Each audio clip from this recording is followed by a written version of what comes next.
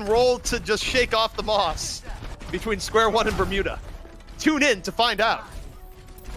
So getting ready for Square One and Bermuda roll out here. And our last match of the NA Contenders regular season, the last time we could see 3-3 as well. And what does Square One roll out on 3-3? The good old 3-3. It's here one last time.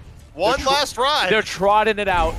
Why let Contenders go away without one final moment of 3-3 before we head into the new meta? It's like when you have an old car that you're getting ready to trade in. It's like, let me take it for one last, let me just hop on in, turn the keys. Wolf's gonna do that in his car's drift it around the neighborhood for a little We've bit. been in the Wolfmobile.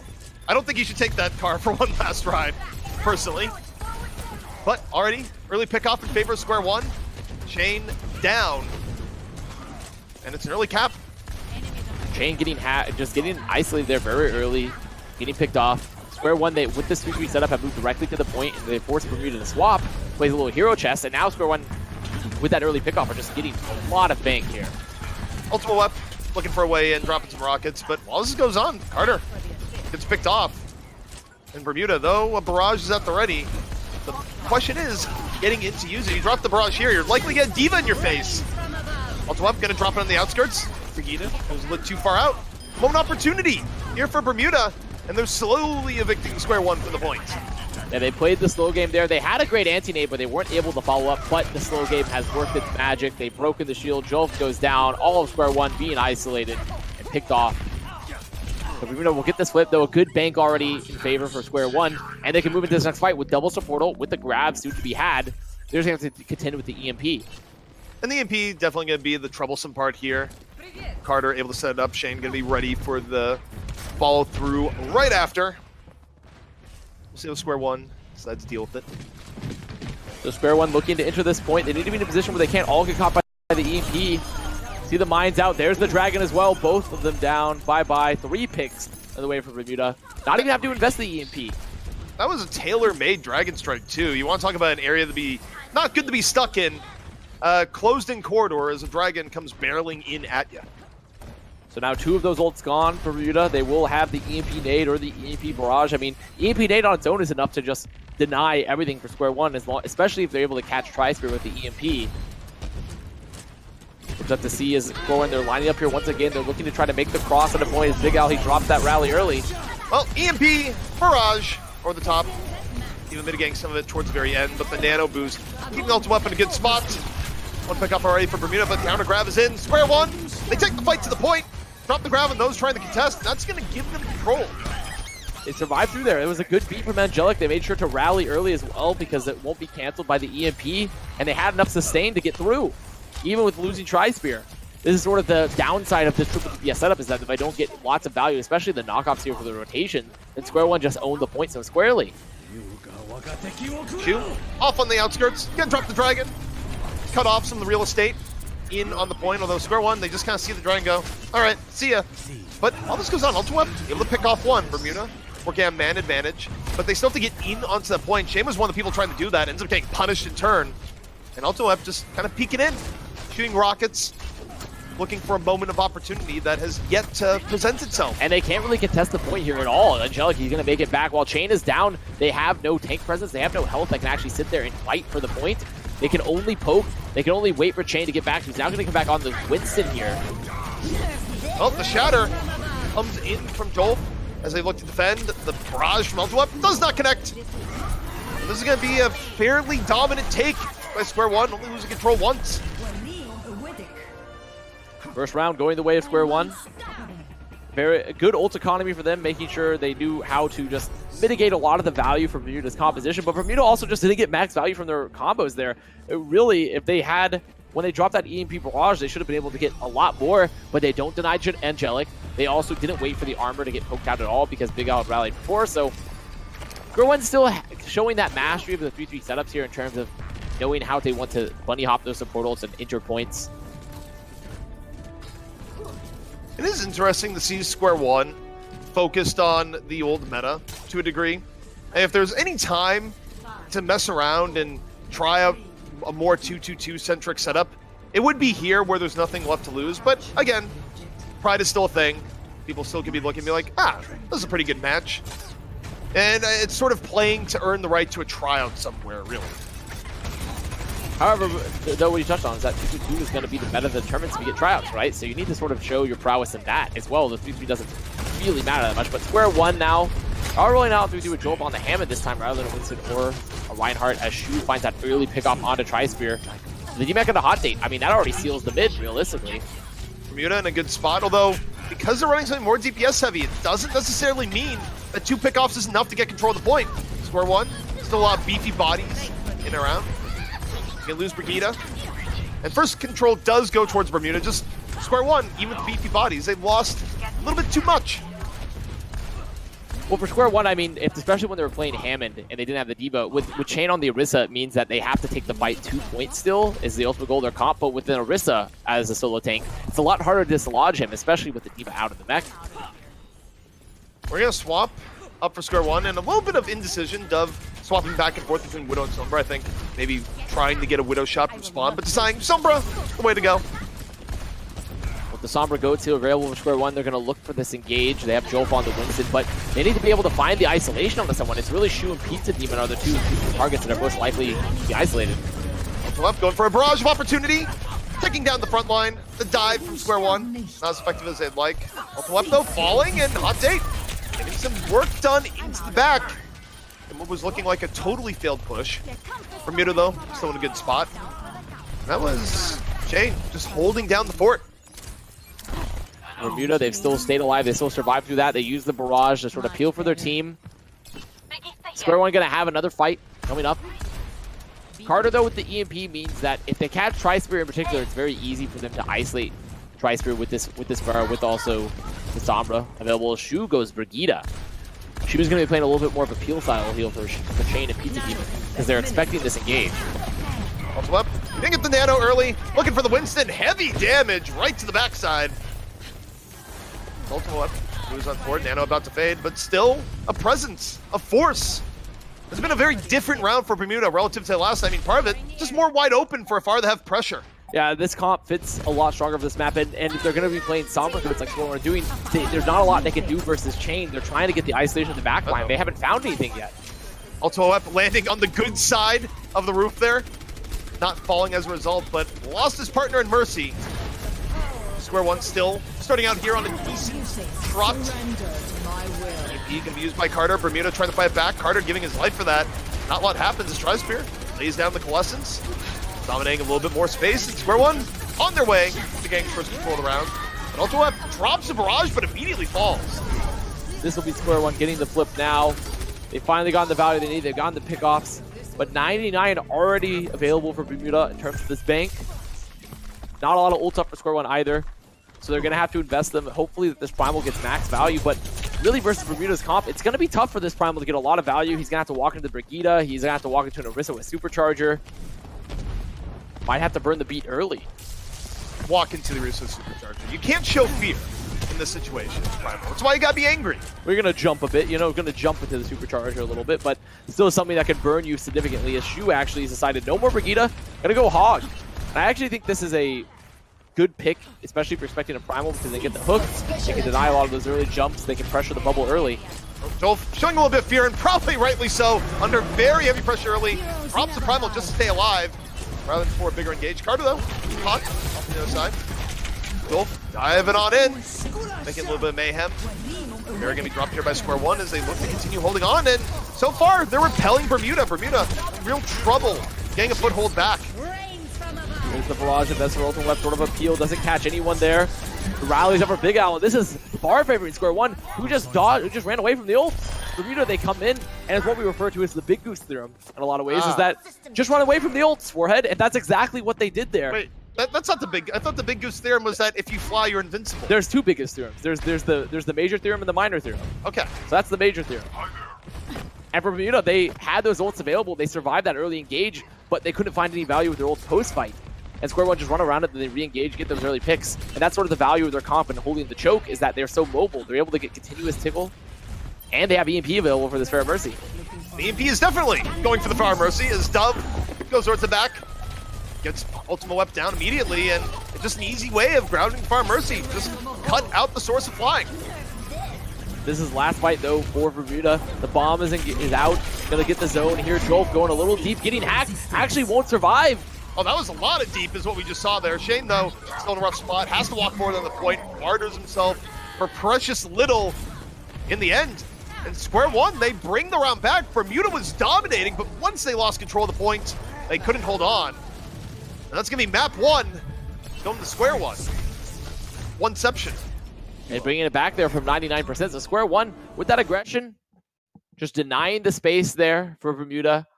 Despite Bermuda having that early point, if they want to re-enter with that triple DPS setup on Orisa, it's all about getting the pick and getting the poke to remove those cooldowns. And they just were not winning the poke war. That one fight they had that was great. The reality is that square one were just a lot more mobile. They could dance around their ults. Yeah, I mean, also square one, they're just running something that is kind of hard to dislodge from the point once they're on there. It's like, okay, cool, you're running DPS, but the problem is that you have to do disproportionately more. You can't just peck at the enemy team, take one down. You need to dominate. And unfortunately, we didn't see a whole lot of domination in from Bermuda.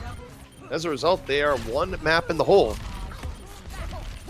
So in the end, square one's aggression and their reliance on the 3-3 coming to the fore there, doing a lot of work for Bermuda's triple DPS strategy. As we move beyond control, though, the triple DPS I think will become even harder to run as points go onwards, because the point presence is going to be so important there. And then also for square one, though, they are going to lose a bit of that impact for the 3-3, because you can't just take point and sit on it, right? You're going to have to hold the point from a variety of angles. You're going to have to push your cards. You can't just have that momentum that you do from winning first fight on control. So I imagine that we're going to see a little bit more variability. I think so. And also from out there, I thought you were about to say beyond the game, not beyond the map. I was like, whoa, I beyond the game, huh? I heard a very strange theme song just blaring into my head, into my being, yes, suffusing into my soul is what was going on there. I was taken to a different dimension. Just transports you to another time. You can practically feel it. I could feel it. You can feel going beyond the game. I really could, but we are still in this game as we wait to go into our next map, where, of course, it's going to be Volskaya.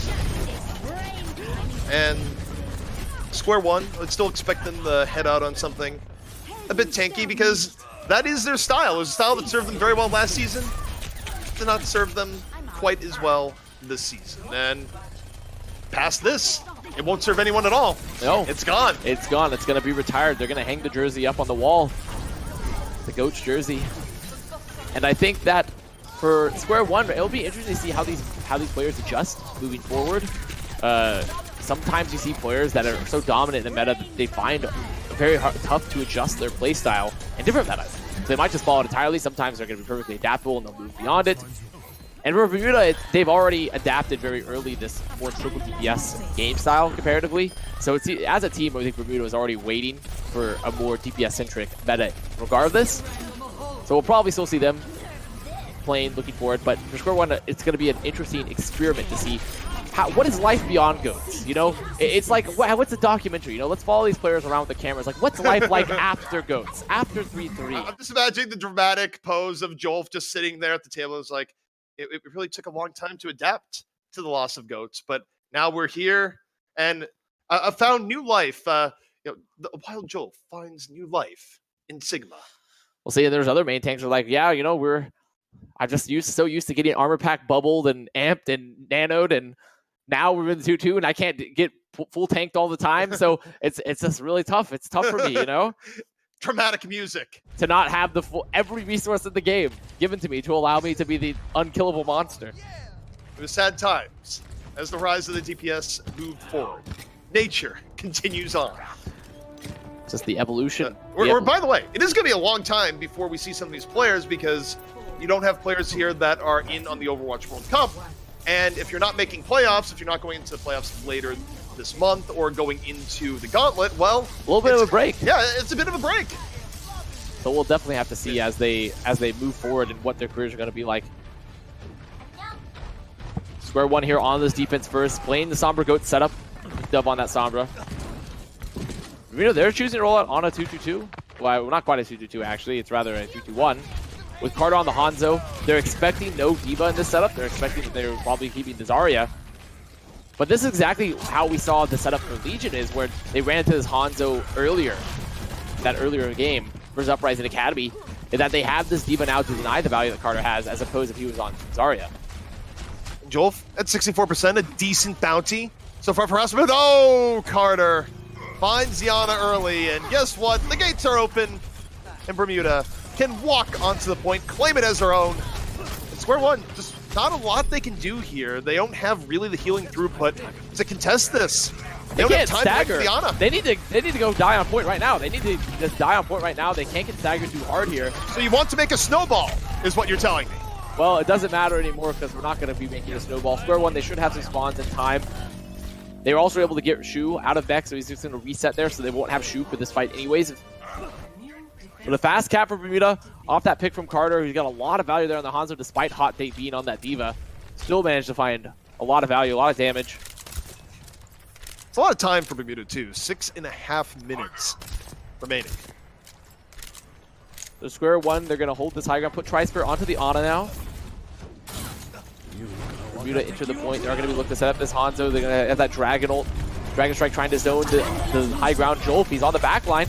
Well, the EMP is going to be used. Square one dives on over off of Dove's handiwork. And with 2 down immediately, the fight immediately won for the defense. And for Bermuda, what do you think they're going to be going for here into the next fight? I mean, if they feel confident enough, they can still run the same composition. I wouldn't be surprised to see them swap either, but look how many ults they're going to have. 5 ults in the bank for this upcoming fight. No EMP for Dove. This is definitely a scenario where you just take the fight to point, right? You have the rally. You know you can rally early as Dove now swaps to Zarya. So no more Sombra either, so they'd rather have the bubbles, rather have the energy for the Zarya. Jolf's thing on Winston is a bit weird here. Usually people will prioritize the hero swap over the Primal, but Jolf says, I can get locked down with this Primal. Now whether that's reality is something different entirely. Moving in, decent disruption, puts Shane in a rough spot. Drops the Shatter, gets nothing with it. But the Primal is down, Bermuda's still standing, and they still have the Reinhardt that dominates space at the point. However, Jolf able to find Hanzo, middle of the melee. Barrier dropped between both teams, 5 on 5. Jolf now getting a lot of work done towards the back. It's be Square one holding on.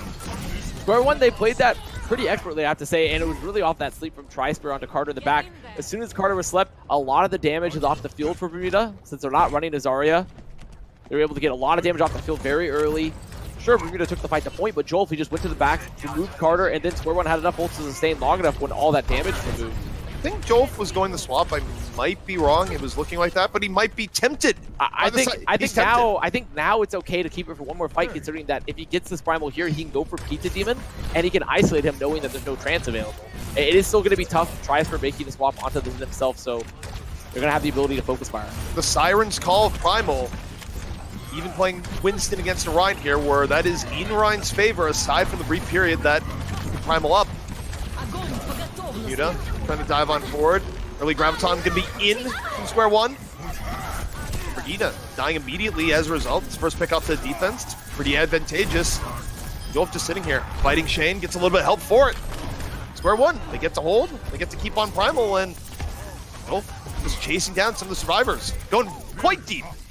Well, there's no one to really pressure here. We see Ajax will get the mini pack there, so unlikely to pick him off now. And unfortunate for Bermuda, where Ultimate Wet pops that rally, hoping to keep his team alive. That grab, but just gets focused down, killed immediately, loses the rally. So now no rally for Bermuda. Still having to enter the point and build up ults. They do have Transcendence before Dove has that grab. But the thing is that they don't want to have to pop that trance early because they know Dove will get it. So they still have to do a slow approach here. Their best hope is trying to isolate Jolf here once again with the Shatter maybe.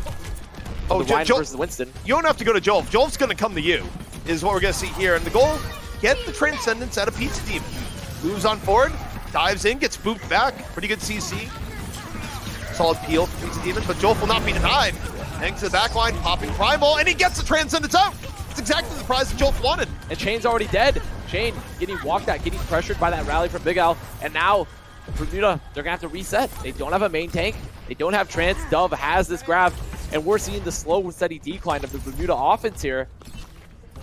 Don't have ults. Jolf's not going to swap to the Ryan now because it's definitely time to swap. Exactly what he's going to be doing.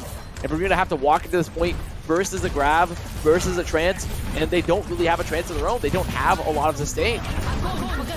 Well, they'd like to strike first with a grab. Instead, it's going to be dueling grabs on both sides. However, Tri-Spear has a Transcendence. Bermuda drops a barrier. Carter bashing around, pretty charged up. Jolt, though, taking his opposition on the ride. That's going to be Chain falling.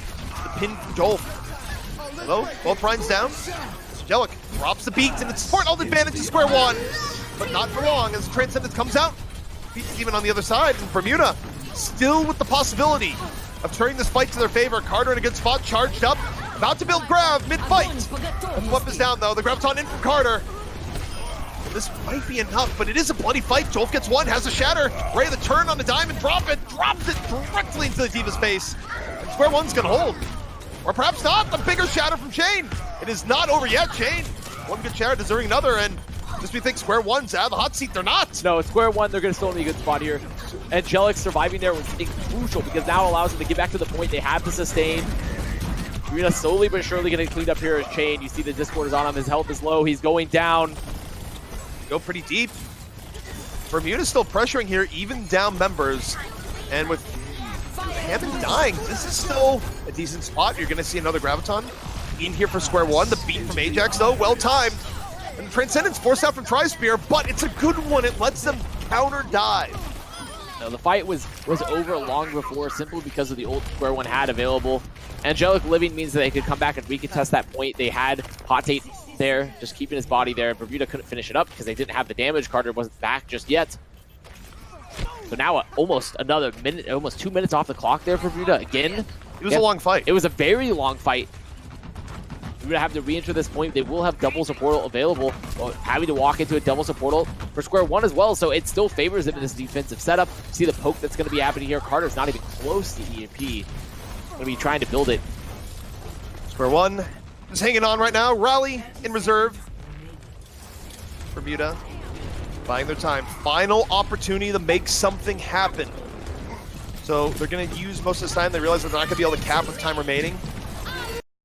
Use the remaining time you have. And square one, they instead take the initiative. They push forward with the rally. Bermuda takes on out. Final 10 seconds. They're going to need to get on the point soon. The shield is broken for Chain. Much better shield health for Gold, but he's getting hard pressured. He's getting booped as well, but the beat is out. It keeps him alive. The beat's not only time, but it lets him turn the pressure back on the Chain. Chain falls. Transcendence unable to save. No small part due to the Bionade. Out and over. And square one. They're going to hold Bermuda off. Point B will not be captured, despite some decent attempts. Now the road to victory here for square one. They go up 2-0 at the half. Is clear. All they need to do is hit one tick on the last. One tick on the last for square one, and they will be up 2-0 in this series.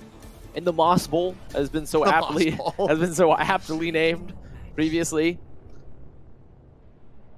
Bermuda having some real problems with focus fire there on that push. This could not get the value they need out of the ults. Angelic continuing to be a consistent force in the backline there, making sure to survive to allow that recontest earlier. Because that was the best push that Bermuda was going to have, is when they were able to put that shatter on the point from Chain. They were hoping to finish off those frags, but they couldn't finish them off in time.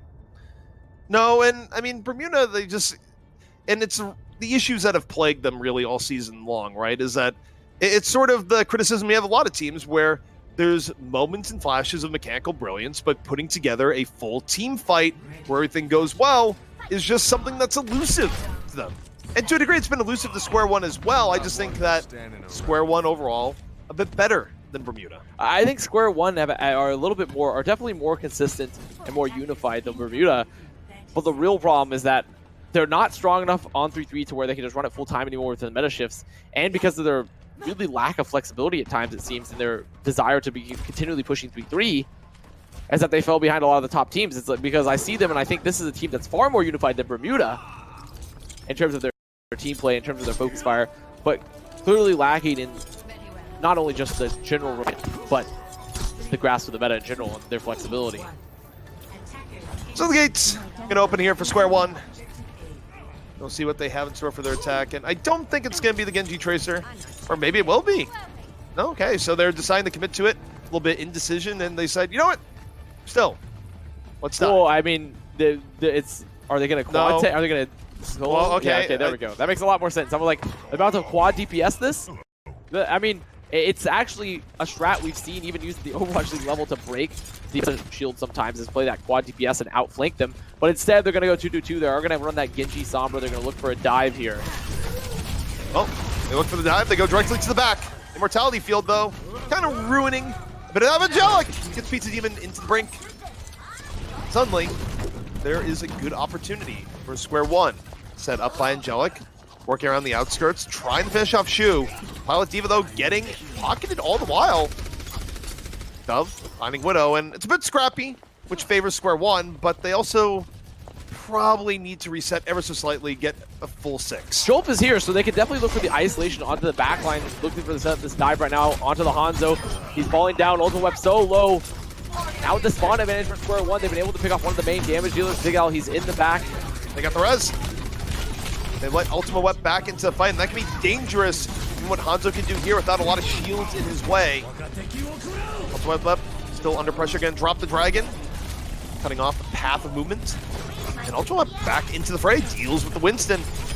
Big Al playing tooth and nail, and if he gets healed, I think he's gonna commit the blade. If he gets healed, I think he'll commit the blade. There's no immortality. They have EMP, they drop EMP, so yeah, the blade's on the way out.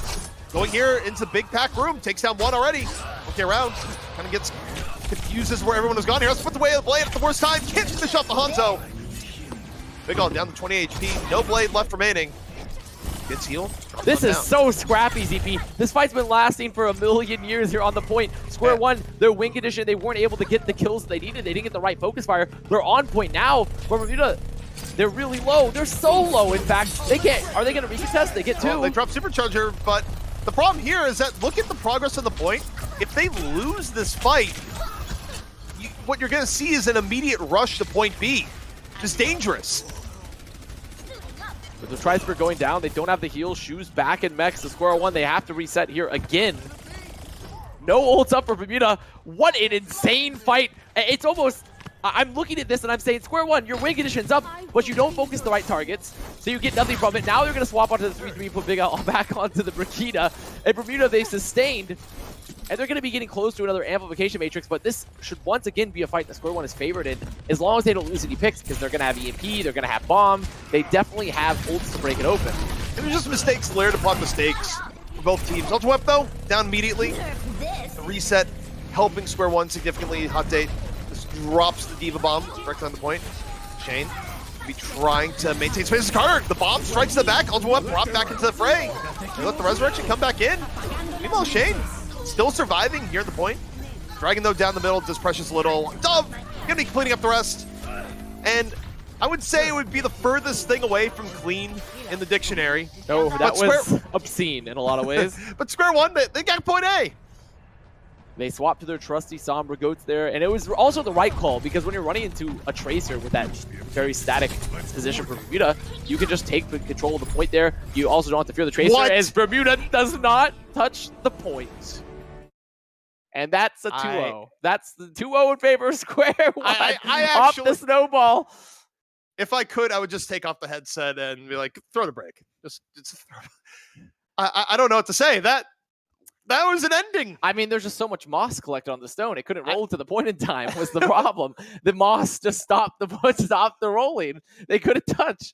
I'm just a little bit in disbelief right now. Of all the ways to end, that's how we're ending this? Okay.